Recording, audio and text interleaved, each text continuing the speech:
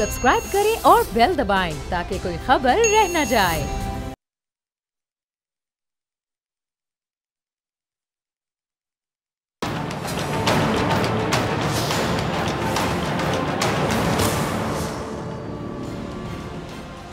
अस्सलाम वालेकुम नाज़रीन, मैं हूं डॉक्टर फ़िज़ा अकबर ख़ान और मैं हूं पाकिस्तान और आप देख रहे हैं पाकिस्तान के सबसे बड़े न्यूज़ चैनल का नंबर 1 प्रोग्राम ऐसे नहीं चलेगा।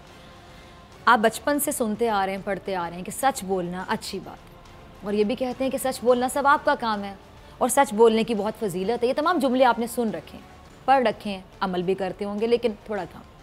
इसमें कोई शक नहीं है कि सच बोलना चाहिए और सच बोलने वाला सच्चा इंसान कहलाता है, उसकी इज्जत भी होती है, सच कहना ही हक है। लेकिन बाज़ औक़ात ऐसा भी होता है कि सच छुपा लेने में ही अक्लमंदी और बड़ाई है।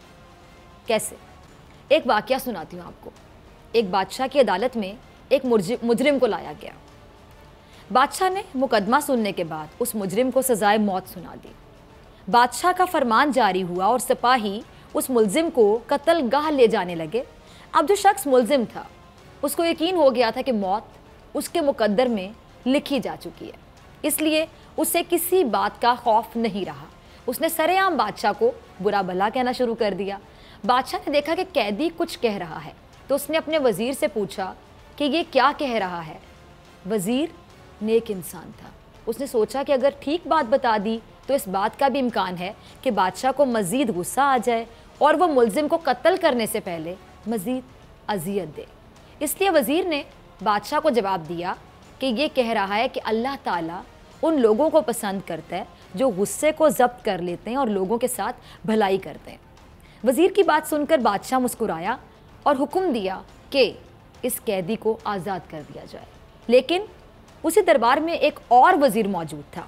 उसने बादशाह की चापलूसी करने के लिए कहा कि ये बात हरगिज़ दुरुस्त नहीं है कि किसी बादशाह के वज़ीर उसे धोखे में रखें और सच की बजाय झूठ बोलें। सच ये है कि वो कैदी बादशाह को बहुत बुरा भला कह रहा था, गुस्सा ज़ब्त और भलाई से पेश आने की बात नहीं कर रहा था।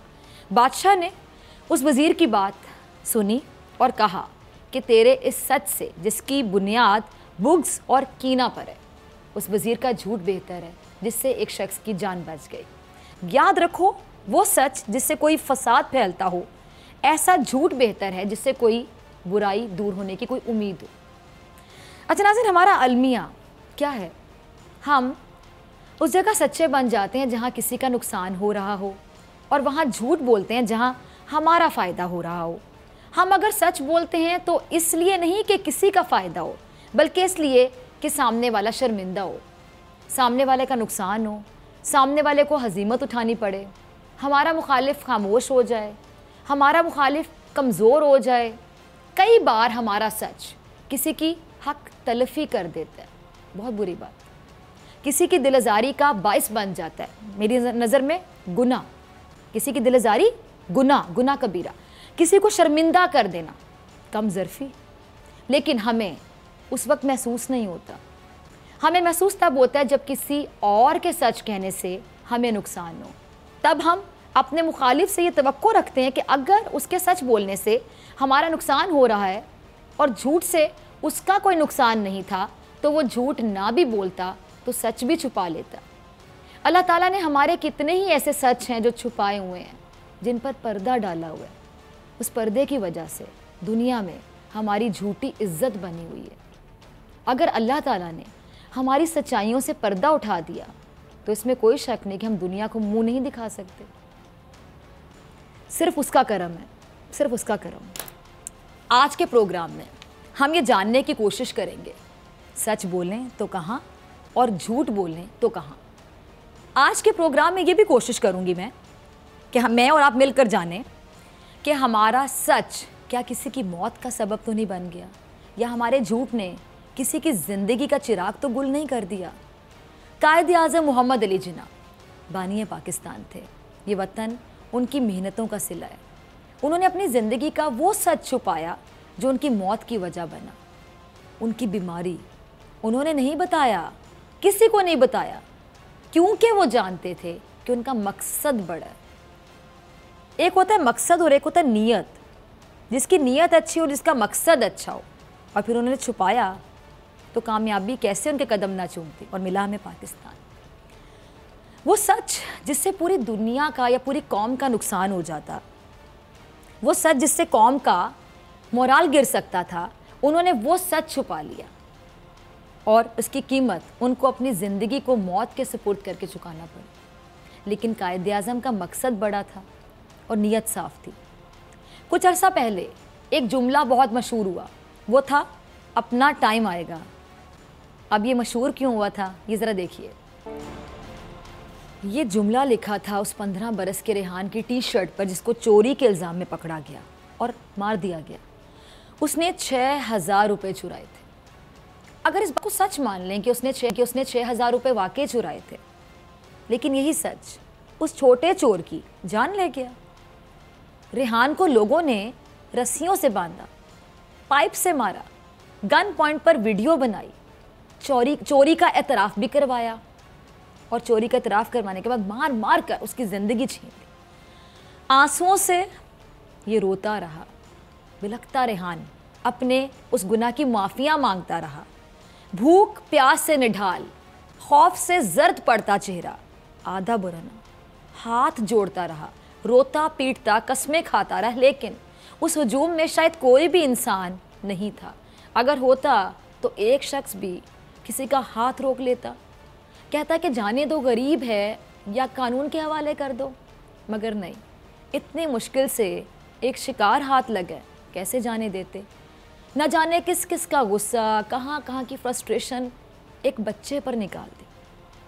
इस बच्चे ने चोरी की थी, अगर ये सच भी था तो उसे छुपा लेना ही बेहतर था। या वो माफ़ी मांग रहा था, वो शर्मिंदा था, उसको मौका दिया जाता। उसके इस्लाह के लिए बहुत से रास्ते खोले जा सकते थे और मौजूद थे, यकीनन मौजूद थे, लेकिन नहीं, यहाँ सब के सब सच्चाई के अलमबरदार बन गए और इस 15 बरस के चोर के गले में सच का फंदा डालकर मार दिया गया। कंदील बलोच ये वो लड़की थी जिसकी सच्चाई ने उसकी जान ले ली, क्योंकि हमारे मुआशरे ने उसकी हकीकत को इतना उजागर किया, इतना उछाला, जितना अगर इखलाकियात और दीनी मामलात को उजागर किया जाता तो मैं यकीन से कह रही हूँ आज हम एक बेहतरीन कौम होते। कंदील बलोच की सच्चाई को सुनकर गालियाँ निकालते, जो कानों को हाथ लगाते, जो कंदील बलोच को क़यामत के आसार से तशबीह देते, जो कंदील बलोच को औरत के नाम पर गाली समझते, धब्बा समझते, वही लोग सबसे ज़्यादा, ये भी मैं यकीन से कह रही हूँ, वही लोग सबसे ज़्यादा कंदील की वीडियोस बाकायदगी के साथ देखते, उसकी तस्वीर अपने मोबाइल में महफूज रखते, उसे मिलने की ख्वाहिश भी रखते। कंदील की सच्चाई से सबको नफ़रत थी, लेकिन चाहते थे वही सब देखना, डबल स्टैंडर्ड्स, वही सब देखना चाहते थे जो कंदील बलोच करती रही। मैं आज पूछती हूँ किसने बनाया था उसको कंदील बलोच? आप लोगों ने, आप जितने फॉलोअर्स थे उन्होंने उसको कॉन्फिडेंस दिया कि इतने तो मैं देखने वाले। अगर इतने पारसा थे, इतने ही आकिल और फाजिल थे, फ़र्क नहीं पड़ता था तो मत देखते उसकी सच्चाई, इग्नोर कर देते, उसके सच को इग्नोर कर देते। इतना क्यों ग्लोरीफाई किया कि वो उसकी मौत की वजह बन गया? उसके सच को क्यों हाईलाइट किया? क्यों इतना कि उसके मिलने पहुंच गए? क्यों अपनी टोपी उसके सर पर रखकर तस्वीर बना ली गई? और उससे मिलने के और भी बहुत ख्वाहिशमंद थे, वो तो दुनिया में नहीं रही, होती तो ना जाने और कौन कौन मिलने जाता और तस्वीर आती। मुआशरे के लिए वो धब्बा थी, है ना? आप सब कहते हैं क्यों उसको इतना सीरियस लिया गया? क्यों हर ज़बान पर उसी का नाम था, हर मोबाइल में उसी की वीडियोस थी, गालियां भी देनी थी और देखना भी था। Again I would say double standards. और फिर हुआ क्या? मार दी गई गैरत के नाम पे। अगर कंदील बलोच जैसी सच्चाई ये मुआशरा छुपा लेता, इस पर तवज्जो ना देता, उसकी मनफी हौसला अफजाई ना करता, तो शायद कंदील अपने आप ही खामोश हो जाती, संभल जाती, इस्लाह कर लेती अपनी। कंदील की सच्चाई इतनी उछाली गई, उसका घर कहाँ, उसके वालिदैन कहाँ, वो कहाँ से आई, वो क्या करती है, वो कहाँ जाती है, वो क्या करना चाहती है, पूरा मुआशरा सुराग लगाने बैठ गया सारे काम छोड़ के, और फिर सब खामोश हो गए। ये हमारे मुआशरे का एक ऐसा रवैया है, हम वो सच ज़ोर ज़ोर से बोलते हैं जिससे हमारा कोई फ़ायदा नहीं लेकिन दूसरे का नुकसान ज़रूर हो जाता है। अच्छा इंसान किसी का नुकसान नहीं करता, याद रखिए, फ़ायदा नहीं करता तो नुकसान भी नहीं करता, उसका ज़मीर उसको करने नहीं देता किसी का नुकसान। हम वो सच ज़रूर बोलते हैं जिसमें खैर हो ना हो, शर ज़रूर होता है। हम वो सच ज़रूर बोलते हैं जिसकी कीमत किसी की ज़िंदगी बन जाए। हम वो सच ज़रूर बोलते हैं जिसकी वजह किसी की मौत बन जाए। हम वो सच ज़रूर बोलते हैं जिससे मुआशरे में मनफी तासुर फैले। हम वो सच बोलते हैं और ज़रूर बोलते हैं जिसमें कीना और बुग़्ज़ शामिल हो। लेकिन जब हम झूठ बोलने पर आते हैं, वो भी ऐसे कि किसी की मौत से कम पर तो बात होती ही नहीं। मिसाल खान याद है, ज़रा देखिए, 13 अप्रैल 2017 को खैबर पख्तूनख्वा के शहर मर्दान में एक यूनिवर्सिटी के अंदर मिसाल मौजूद था। उस पर तौहीन रसालत का इल्ज़ाम लगाकर शदीद तशद्दुद किया गया। इतना तशद्दुद, इतनी फ्रस्ट्रेशन निकाली गई कि मार दिया गया। तहकीकात हुई, फिर उसके दौरान मिसाल खान और उनके साथियों की जानिब से नाजेबा या तौहीन आमेज़ कलमात के इस्तेमाल का कोई सबूत भी नहीं मिल सका। उस कत्ल के इल्ज़ाम में 57 अफराद को गिरफ्तार किया गया, जिनमें से बेशतर का ताल्लुक उसी यूनिवर्सिटी से था और उनमें यूनिवर्सिटी के मुलाजमीन भी शामिल थे, ना सिर्फ स्टूडेंट्स। ये कौन सा रवैया था? आज मैं तमाम लोगों से पूछती हूँ, क्यों मारा गया मिसाल को? झूठा इल्ज़ाम लगाकर उसको मौत के घाट क्यों उतारा गया? इसलिए कि उससे किसी ने ज़ाती दुश्मनी का बदला लेना था, इसलिए कि मिसाल की शक्ल किसी को पसंद नहीं थी। ये रवैया हमारे मुआशरे का है। ये वो झूठ था जिसने एक ज़िंदगी निगली। ये वो झूठ था जिस पर एक इंसान को कत्ल कर दिया गया। ये वो झूठा इल्ज़ाम था जिसकी जद में आकर मिसाल खान मारा गया। ये हमारे मुआशरे की वो हकीकत कह लें जिससे इनकार नहीं किया जा सकता। और ये रवैया सिर्फ एक आम आदमी नहीं है, बल्कि ये रवैया हुकूमती सतह पर भी पाया गया। एक ऐसा वाक़या जिसमें ना कोई दहशतगर्द था, ना कोई मुजरिम, ना कोई मुल्ज़िम, लेकिन 14 अफराद फिर भी मारे गए। देखिए सर, ये वो वाक़या था जिसको हुकूमती सपोर्ट हासिल थी। समझते हैं ना, हुकूमती सपोर्ट, पावर कह सकते हैं। इसमें मरने वाला कौन था? आम शहरी, और मारने वाला हुकूमत। मरने वाला पाकिस्तानी था, अफसोस के साथ कहूँगी, मारने वाला कानून था। मरने वाली इंसानियत थी, मारने वाला इंसान था। इस वाक़ये ने यह साबित कर दिया कि जमहूरियत कभी जमहूर के लिए थी ही नहीं, क्योंकि ये जमहूरियत ही थी जिसमें जमहूर को दिन दिहाड़े सरेआम मारा गया और ज़्यादा बात कोई पूछने वाला था ही नहीं। ये जमहूरियत ही है जिसमें जमहूर आज भी इंसाफ के लिए मारा फिर रहा, धक्के खा रहा है बेचारा। ये जमहूरियत ही है जिसने हाकिमों को बादशाह बना दिया और गरीब को गुर्बत की चक्की में मजीद पीस दिया। इसे जमहूरियत ही कहेंगे। लेकिन अमीर की जमहूरियत, अशराफिया की जमहूरियत और इसका अवाम से दूर दूर तक ताल्लुक़ नहीं। अवाम से ताल्लुक़ जमहूरियत का सिर्फ वोट लेने की हद तक। वोट दे दें, जमहूरियत मजबूत कर दें और अपने अपने घर जाएं। सिर्फ यही नहीं, एक और वाक़या देखिए। ये हमारे मुआशरे का वो सच कह लें जिसमें सिवाय झूठ के और कुछ शामिल नहीं था। सलाहुद्दीन यकीनन गलत किया था, कोई नहीं कहेगा कि सही किया था, लेकिन उसको सही और गलत में क्या तमीज़ थी? देख के आपको लगता है वो नहीं जानता था कि वो क्या कर रहा है, लेकिन उसकी सज़ा मुआशरे ने सिर्फ डायरेक्ट मौत तजवीज़ की। क्यों? क्योंकि बतौर मुआशरा हमें इस बात से कोई गर्ज ही नहीं कि सच क्या है और झूठ आखिर क्या है, डिफरेंस क्या सच और झूठ के दरमियान। हम बस ये देखते हैं कि जिसमें हमारा फ़ायदा वही सच, चाहे वो कितना बड़ा ही झूठ क्यों ना हो। जिसमें हमारा नुकसान है वो हमारे लिए झूठ है, चाहे वो कितना ही बड़ा सच क्यों ना हो। हम लोगों के सच की बुनियाद बुग्स और कीना पर होती है, और हमारे झूठ का मयार स्टैंडर्ड, हमारा फ़ायदा, हमारा बेनिफिट। यहाँ अगर कोई दाढ़ी रखने वाला किसी बच्ची का रेप कर दे तो दलील ये दी जाती है, आर्गुमेंट ये दिया जाता है कि बच्ची के कपड़े छोटे थे। मुझे ये आर्गुमेंट बहुत बुरा लगता है। अगर किसी मदरसे में बच्चे के साथ ज़्यादती करके उसका बेदर्दी से कत्ल कर दिया जाता है तो जवाब मिलता है वो शैतान है ना, कहीं भी आ जाता है, शैतान आ गया था इंसान में। अब हैरत है कि शैतान सबसे ज़्यादा उन लोगों पर ही क्यों सवार होता है जिनके नामों के आगे, गहरी बात करने जा रही हूँ, बहुत से लोगों को बुरी लगेगी लेकिन सच है, और सच अक्सर कड़वा होता है।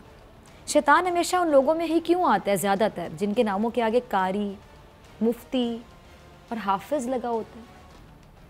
चलें ये भी छोड़िए, इस मुल्क में तो वो दरिंदे जो कलमा पढ़कर मुसलमानों को इस बुनियाद पर मारते रहे कि उनका फ़िरका अलग है, उनको दीन का लिबादा ओढ़कर टीवी पर डिफेंड किया गया, उनकी दरिंदगी का दिफा किया गया, उनको मुजाहिदीन तक कहा गया, उनको नाराज़ भाई कह दिया गया, क्योंकि सच हो या झूठ अपना फ़ायदा देखकर बोलना। मुआशरे को तो, मुआशरे में रहने वाले एक आम आदमी ने अगर मैं कह दूं कि साइड लाइन ही कर दिया तो गलत नहीं होगा, किसी से क्या गिला करें। आज भी हमारे मुआशरे में यही कल्चर आम है, आज भी हमारा मुआशरा इसी बीमारी का शिकार है। मुहज़्ज़ब माशरों में कई ऐसी चीज़ें होती हैं जो इतनी कीमती होती हैं जिनकी कीमत कोई नहीं लगा सकता, लेकिन हमारे मुआशरे में हर चीज़ की कीमत है, हर चीज़ बिक जाती है, सच भी, झूठ भी, ज़मीर भी, इंसान भी, दिल भी, दिमाग भी, नीयत तक बिक जाती, नीयत का भी रेट लग जाता, अमल का भी, कानून का भी, कानून बनाने वाले का भी। इसलिए हमारे मुआशरे में आपको हुक्मरान के नाम पर नवाज शरीफ मिलेंगे, वज़ीर आला के नाम पर शहबाज शरीफ दस्तयाब होंगे, मुस्तकबिल की वज़ीर आज़म मरियम नवाज मुंतखब हो जाएंगी, मुस्तकबिल के वज़ीर आला पंजाब हमजा शहबाज बनेंगे, कौमी ख़जाने के मुहाफ़िज़ इश्तिहारी फरारी इसहाक डार बनेंगे, कौम के अरस्तू एहसन इकबाल साहब होंगे, कानून के ठेकेदार राना सनाउल्लाह साहब होंगे, मेरिट की शक्ल तलाल, दानियाल और निहाल होंगे। सिंध में सिर्फ भुट्टो मिलेंगे, वो भी जिंदा, जाली अकाउंट्स मिलेंगे। आसिफ जरदारी के बाद उनके बेटे और फिर उनके बाद उनकी औलादें सिंध की तर्जुमानी के लिए तैयार होंगी। अवाम को क्या मिलेगा? भूख, अफलास, खाने के नाम पर मेट्रो, तरक्की के नाम पर ऑरेंज लाइन ट्रेन मिलेगी। हर सरकारी इदारा खसारे में मिलेगा। असम्बली में ज़ातियात पर हमले देखने को मिलेंगे। मुल्क का मुजरिम सरकारी प्रोटोकॉल लेता हुआ दिखाई देगा। छुट्टी के रोज़ ज़मानतें मिलेंगी। मुल्क के लिए जंगें लड़ने वालों को गद्दार कहा जाएगा, सर्टिफिकेट दिया जाएगा गद्दारी का, और कौमी ख़जाने के डाकू जमहूरियत के पासबान कहलाएंगे। जमहूरियत की बहाली होगी तो आवाम की मौत होगी। सियासतदान की कुर्सी ख़तरे में होगी तो मुल्क की सलामती को शदीद ख़तरा होगा। हकीकी जमहूरियत का समर सिर्फ सियासी अशराफिया को मिलेगा। अवाम एक दूसरे के साथ दस्तो गिरेबान होंगे। मज़हब के नाम पर मदरसों का इस्तेमाल किया जाएगा।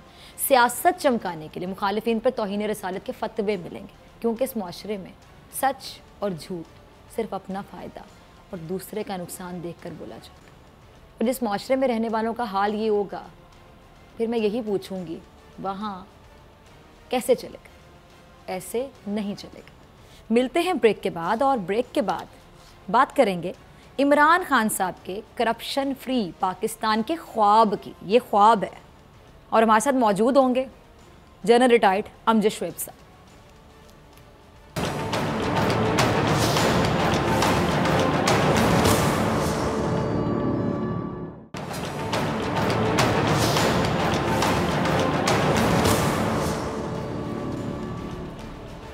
वेलकम बैक नाज़रीन, आप देख रहे हैं ऐसे नहीं चलेगा। मैं हूं आपके साथ डॉक्टर फ़िज़ा अकबर ख़ान। इमरान खान साहब ने वोट लेने से पहले बहुत नारे लगाए थे, अगर मैं कह दूं ख्वाब दिखाए थे, जो कि अभी तक पूरे नहीं हो पाए। और अफसोस की बात है कि चांसेस भी नज़र नहीं आते। कुछ ख्वाब तो ऐसे हैं नया पाकिस्तान बनेगा, मेरिट सबके लिए एक होगा, करप्शन फ्री पाकिस्तान होगा, ये होगा वो होगा, ब्ला ब्ला ब्ला ब्ला ब्ला। अगर हम बात करें जी करप्शन फ्री पाकिस्तान की, तो ट्रांसपेरेंसी इंटरनेशनल ने एक रिपोर्ट जारी की है जी, जिसमें बताया गया कि 10 बरस में पहली बार ये कि करप्शन से मुतालिक इंडेक्स में पाकिस्तान आगे बढ़ने के बजाय पीछे चला गया और गया ज़्यादा, और करप्शन करने वाले ममालिक में पाकिस्तान का दर्जा 120 हो गया है। इस पर बात करेंगे।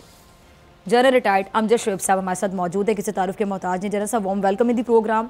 इमरान खान साहब के बहुत से दावे हैं और अब ये करप्शन फ्री पाकिस्तान का दावा भी जनरल साहब धुंधलाने लगा है। क्या होगा? इमरान खान साहब तो करप्ट नहीं है, हम सब ये बात मानते हैं, बड़ा यकीन है हमें, क्योंकि कहते हैं ना कि किसी का किरदार नज़र आ रहा होता है। हमें 100 इख्तिलाफात होंगे, हम ये नहीं मानेंगे कि इमरान खान साहब करप्ट हैं जो हमारे मौजूदा वज़ीर आज़म है। फिर करप्शन कर कौन रहा है?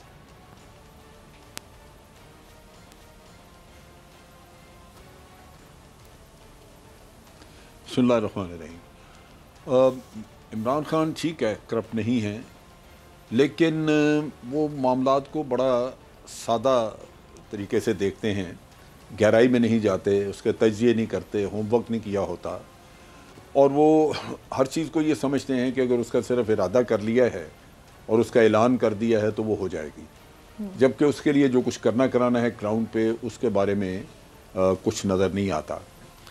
अब आप करप्शन के नारे देख लीजिए कि सुबह से लेकर रात तक हम ये सुनते थे कि छोड़ेंगे नहीं, मार देंगे, पर उससे एक दहशत तो बहुत फैल गई और लोग जो करप्शन करते थे वो सहम भी गए। लेकिन जिन्होंने करप्शन की तहकीकात करनी थी, जिन्होंने पकड़ना था, जिन्होंने सज़ाएं दिलवानी थी, जिन्होंने सज़ा देनी थी, कि मुकदमे सुनने थे, अब वो सिस्टम पूरे का पूरा जो है वो करप्ट आदमी के हाथ में जा चुका है। करप्ट आदमी के अपने पैसे की वजह से रियासत के अदारों से ज़्यादा मजबूत है, लिहाजा ये अदारे उसका एहतसाब कर ही नहीं सकते। इनका जब से इमरान खान की हुकूमत आई पिछले 1.5 साल में मेगा करप्शन कई केसेस खुल चुके हैं, और पहले के भी पड़े हुए थे, यूसुफ गिलानी का, राजा परवेज़ अशरफ, डॉक्टर आसम, शर्जील मेमन, ये वो कई लोगों के 6-6, 7-7 साल से पड़े हुए हैं। अब जब तहकीकात होती है और अगर किसी का केस चल ही पड़े अदालत में, तो फिर उसका हशर ये होता है कि आपका कमज़ोर रेफरेंस, कमज़ोर इंक्वायरी, और फिर अदालत में कमज़ोर वकालत, और बंदा छूट जाता है। फिर वो आके ये कहता है कि जनाब मेरा कोई सबूत नहीं था, मैंने करप्शन की कोई नहीं थी, मुझे सियासी दुश्मनी की बुनियाद पर पकड़ा गया और मेरे साथ ये बड़ा जुल्म हुआ कि इतना अरसा मुझे जेल में रखा गया। अब ये अलमिया आपको सुनना पड़ता है इस वजह से कि अदारे अपना काम कर ही नहीं रहे। करप्शन जो ट्रांसपेरेंसी इंटरनेशनल कह रही है, वो उसमें बिल्कुल एक चीज़ वाज़ेह है कि करप्शन बढ़ी है।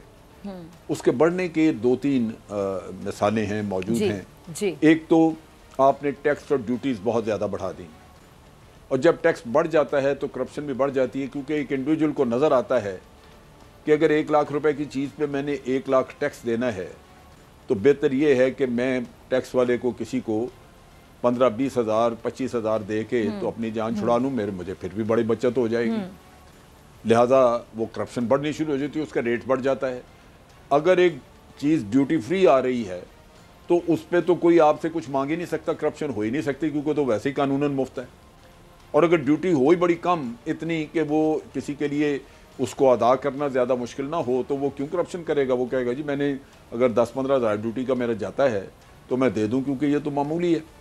लेकिन जब आप ड्यूटियाँ और कस्टम और ये टैक्सेस बहुत बढ़ा देते हैं तो उतना ही करप्शन का रेट बढ़ जाता है और करप्शन भी बढ़ती है। इसी तरह जब आप मेगा करप्शन के लोगों को पकड़ते हैं, तो जिस आदमी ने अगर 1 अरब रुपए की करप्शन की है, तो उसके लिए कोई प्रॉब्लम नहीं है कि वो 10-12 करोड़ रुपया जो है अपनी उस 1 अरब की करप्शन में से वो सिस्टम को खरीदने में लगा दे। बिल्कुल। लिहाजा हर जगह पे ये आफ्टर ऑल कोई मसला तो है ना कि इतने अरसे में एक भी आदमी को सजा नहीं हो सकी। अब जना सब सवाल तो यही है ना कि जिस तरह आपने बड़े अच्छे तरीके से एक्सप्लेन किया, मैदान जरूर बदला है। जी जी, पहले जो था कि साहब, जी जी, आपने बड़े अच्छे तरीके से एक्सप्लेन किया एक आम आदमी की ज़बान में। मैदान बदला वो ये जी जी कि पहले बड़े, जी आप कंप्लीट करें जना साहब। मैं जरा ये बता रहा हूँ कि पहले आपने देखा कि ये हालात थे। जी जी, पहले ये हालात थे कि एक फ्लाईओवर बना तो बड़ा प्रोजेक्ट है, कोई मेट्रो बनी बड़ा प्रोजेक्ट, अच्छा जी उसमें से पैसे खा लिए, तो वो नज़र आता था। अब ये है कि वो मैदान बदल गया। अब इस तरफ आ गई बात कि जहाँ आप तहकीकाती अदारे हैं, जहाँ आपने उनकी इस्लाह नहीं की, उन अदारों को आपने ठीक नहीं किया, जहाँ पॉलिटिकल बुनियादों पे लोग गए हुए थे, जहाँ लोग पैसे बनाने के लिए अपनी पोस्टिंग्स करवा के पहुंचे हुए थे, वहाँ मेरिट पे लोग लाना जरूरी था ताकि अदारे अपना काम कर सकें। तो आपने तो किसी भी अदारे में कोई इस्लाह नहीं की, कहीं भी आपने कोई बेहतरी लाने की कोशिश नहीं की। नतीजा ये है कि आप उन अदारों से जो पुराने करप्टेड थे, आप उनसे कोई नया नतीजा मांग रहे हैं, वो कैसे निकलेगा? अब जना साहब वही सवाल है। इसके साथ साथ ये है कि पहली दफा हिस्ट्री में इम्यूनिटी दी गई और आपने देखा कि इंडस्ट्रियलिस्ट हैं उनको छुट्टी मिल गई जी, ब्यूरोक्रेट्स को फारग कर दिया, ताजरों को फारग कर दिया, किसी के बगैर कोई केस है ही नहीं, जिसका जो जी चाहता है करता फिरे। अच्छा ठीक है जना साहब, अब सवाल ये है, अब सवाल ये, ठीक है, ये तो इतने सालों से हमारे मुल्क में हो रहा था, जिसका जो जी चाह रहा है वो करे चला जा रहा है। जैसे कि आपने बड़े अच्छे तरीके से एक्सप्लेन किया कि आम आदमी की ज़बान में, कि तमाम लोगों को घर बैठे नाजरीन को समझ आ गया कि अगर इतना टैक्स होगा तो लोग कहते चले जी हम रिश्वत दे देते तो हमारे पैसे बच जाएंगे। अभी जो रिश्वत देने का जो हमारे यहाँ तौर तरीका है, इसको कौन तब्दील करेगा? ये तो तब्दीली के नाम पे वोट लेकर आए थे ना, यानी किसी को खौफ ही नहीं कि हम जुर्म कर रहे हैं, हमें सज़ा हो सकती है, कोई पूछने वाला नहीं। अगर अभी भी रिश्वत ली जा रही है, अभी भी शॉर्टकट्स का इस्तेमाल किया जा रहा है ऐसे रास्तों का, तो कब कोई पूछने वाला होगा? फिर रियासत मदीना तो ये नहीं थी ना।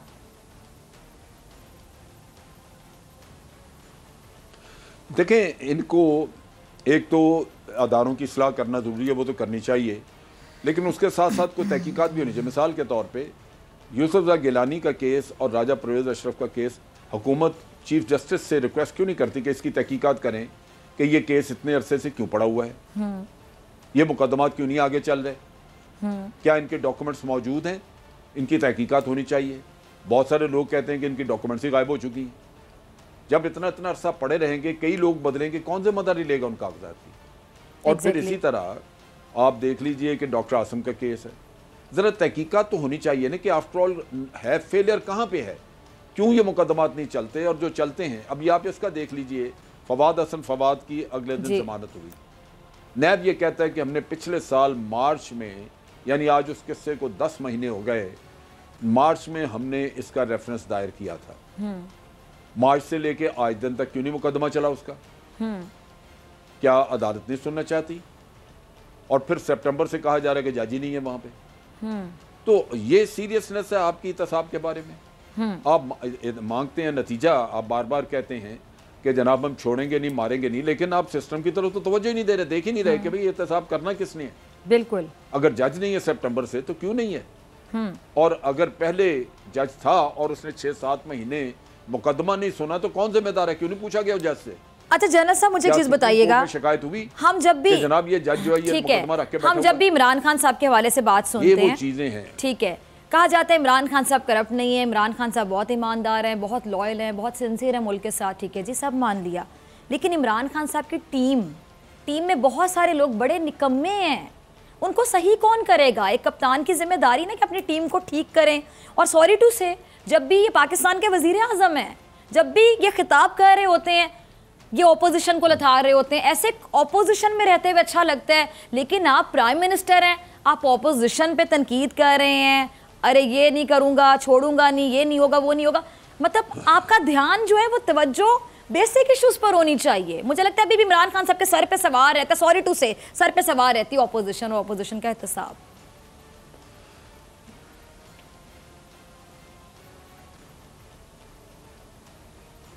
देखिए, जो इन्होंने ये बार बार कहना शुरू किया ना कि छोड़ेंगे नहीं, मैं किसी को छोड़ूंगा नहीं, मैं 5000 लोग जेल में डाल दूंगा, मैं ये जी, इससे एक दहशत बहुत ज्यादा फैली। और जब लोग डर जाते हैं तो उसके दो नताइज होते हैं। एक तो आगे से कारोबार, क्योंकि लोगों के पास जो आमदन या पैसा छुपाया हुआ है, वो पैसा है, वो अनडॉक्यूमेंटेड इकोनॉमी है, वो उसको मार्केट में लाते नहीं, इस वजह से पकड़े जाएंगे शायद, क्योंकि बहुत कह रहे हैं, तो वो आपका पैसा बाहर नहीं आता। तो एक तरफ तो आपकी माशी हालत कमजोर होनी शुरू हो जाती है, मार्केट में कारोबार कम हो जाता है। लेकिन दूसरी तरफ जो उसने पहले का पैसा बनाया हुआ है, जो चोरी किया हुआ है, जो 2 नंबर उसने रखा है, उसको बचाने के लिए, उस दहशत और खौफ की वजह से वो हर तरफ पैसा देना शुरू करता है अपनी जान बचाने के लिए। वो ज़्यादा पैसे देने शुरू कर दे। वो कहता है कि अगर पहले मैंने किसी को 1000 देना था तो मैं 2 दे देता हूँ, लेकिन ये ना हो कि मैं पकड़ा जाऊँ तो मुझे कुछ सिक्का बंद किस्म का इंतजाम कर दिया जाए, तो करप्शन बढ़ती है। ठीक है। तो इन्होंने नारे लगा लगा के धेले का काम नहीं किया, लेकिन दहशत इतनी फैला दी कि उससे मार्केट में रेट बढ़ गए लोगों के करप्शन के। तो ये मेरा ख्याल है कि सारी एक स्ट्रेटजी नए सिरे से इनको देखनी चाहिए। अगर ये सिंसियर है, मुखलिस है इस काम पे कि हमने ज़रूर करना है एहतसाब, तो फिर एहतसाब का तरीका बदलना होगा, अदारे दुरुस्त करने होंगे। चलिए जी, जनरल साहब आप कह रहे हैं एहतसाब करने, इमरान खान साहब जिनका एहतसाब करना चाहते हैं उनके हवाले से ख़ारिश कर रही हैं कि वो बड़े कॉन्फिडेंट हैं कि वो अनकरीब दोबारा हुकूमत में हो सकते हैं। ब्रेक के बाद बात करेंगे।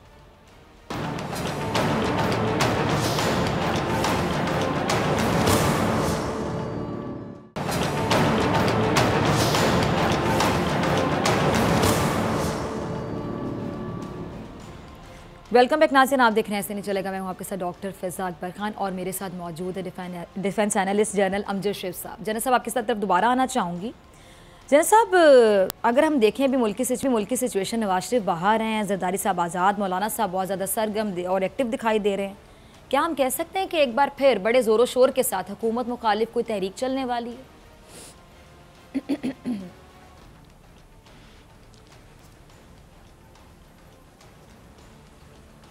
देखिए, मेरा नहीं ख्याल कि कोई ऐसी तहरीक चलने वाली है। मेरा अपना तज्जिया ये है कि नून लीग की लीडरशिप बाहर है और यहाँ पे बहुत सारे लोगों को लीडरशिप से शिकायत भी है, और ये भी मेरा अंदाज़ा है कि लीडरशिप अभी फौरी तौर पे वापस आने नहीं लगी। बाहर बैठ के आप कितना कुछ हैंडल कर सकते हैं। दूसरी तरफ जो पीपल्स पार्टी है वो भी महदूद है सिंध तक, और सिंध में जो कुछ वो कर सकते हैं वो करते रहते हैं, जबकि वहाँ भी उनके कोई गिरफ्त इतनी अच्छी नहीं, इतने हालात अच्छे नहीं अंदरून सिंध में कि वो उसका कोई क्रेडिट ले सकें। पीटीआई को अगर कोई थ्रेट है तो फ्रॉम विद इन, उनके अपने सफ़ों में आज इंतशार मौजूद है, उनके अपने लोग उनके अपने कामों से मुतमईन नहीं, और मैं समझता हूँ इस चीज़ की ज़िम्मेदारी इमरान खान के ऊपर है।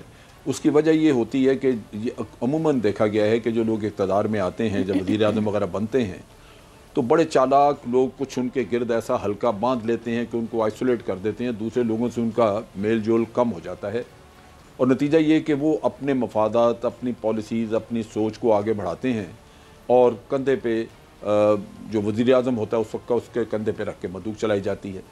नवाज शरीफ साहब के दौर में भी इसहाक डार के पास 26 कमेटियों की चेयरमैनशिप थी, जो मियाँ साहब को खुद कमेटियाँ चेयर करनी चाहिए थी, अक्सर वो इसहाक डार के हवाले थी। ठीक, यहाँ भी बहुत सारी इसी तरह के लोग, चंद एक इलेक्टेड और कुछ अनइलेक्टेड लोग इनके गिरद जमा हैं।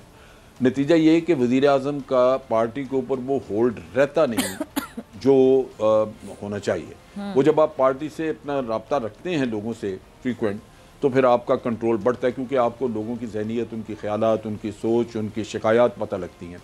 वो यहाँ नहीं है। और फिर इसके साथ साथ ये है कि वो बज़द हैं, जैसे बुज़दार साहब के मामले में वो अपनी जगह पे, उनका क्या रीज़न है मुझे नहीं पता, लेकिन पंजाब एक बड़ा इम्पॉर्टेंट सूबा है जिसकी वजह से आप इक़्तिदार में बैठते हैं, तो उसको तो इग्नोर नहीं किया जा सकता। तो मेरा ख्याल है कि इनकी अपनी कमज़ोरियाँ ऐसी हैं, फिर इनके अपने लोग अजीब व गरीब किस्म के काम करते हैं। वो पिछले दिनों फैसल वावडा वो जूता ले बूट लेके चला गया, अब अगले दिन वो उज़मा बुखारी के घर पे वो आटे का ट्रक लेके एक बंदा पहुंच गया। ये इस तरह की हरकतें करके मजीद अपने लिए एक तमाशा पैदा करते हैं, बहुत ही स्टूपिड हरकतें, सॉरी टू से। चाहिए यूँ लगता है कि जैसे लीडर बन गए, लेकिन अभी तक वो बचगाना सी सोच, और जाना साहब यूँ भी लगता है कि इमरान खान साहब को सोच नहीं, ऑपोजिशन से ज्यादा खतरा अपने ऐसे लोगों से जो कम अकल लोग की वजह से। बिल्कुल। अच्छा जाना साहब, एक और बात, बहुत से लोग ये बात कर रहे हैं कि जी मियाँ बरादरान, उनके बच्चे अपनी पार्टी से ज्यादा दोबारा हुकूमत में होंगे, एहसन इकबाल साहब अरस्तुए पाकिस्तान बन के नए नए आइडियाज़ देंगे कि पाकिस्तान को कैसे बेहतर करना है, और वो जो इश्तिहारी फरारी सागदार साहब है, समदी साहब जो हैं इनके, वो दोबारा इकॉनमी को बेहतर करेंगे। क्यों हो रही हैं ऐसी बातें?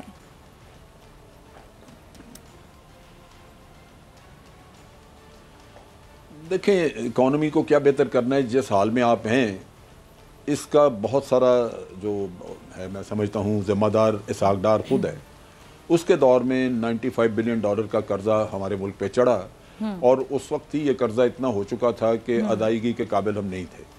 इसहाक डार ने हमारा ट्रेड डेफिसिट, जैसे हम करंट अकाउंट डेफिसिट कहते हैं, वो $35 बिलियन तक पहुंचाया।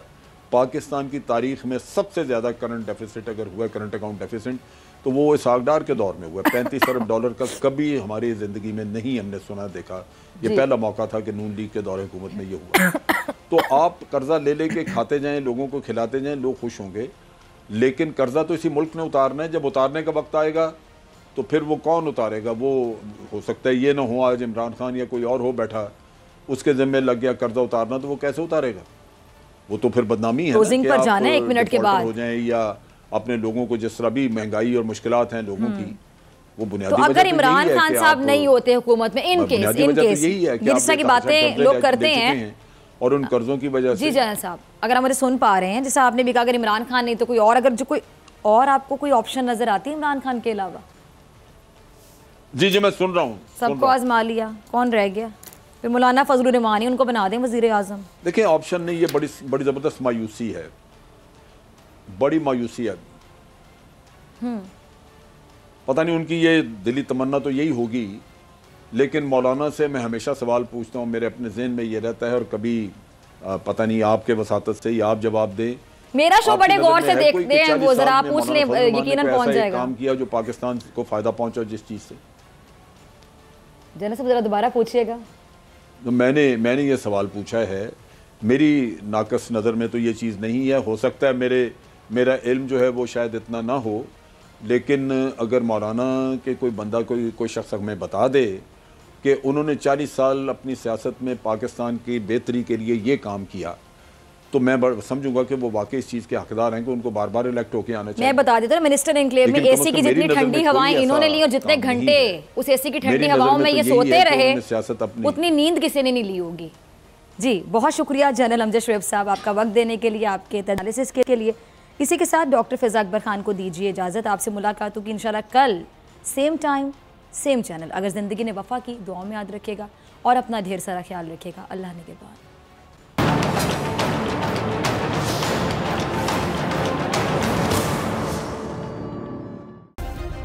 सब्सक्राइब करें और बेल दबाएं ताकि कोई खबर रह न जाए।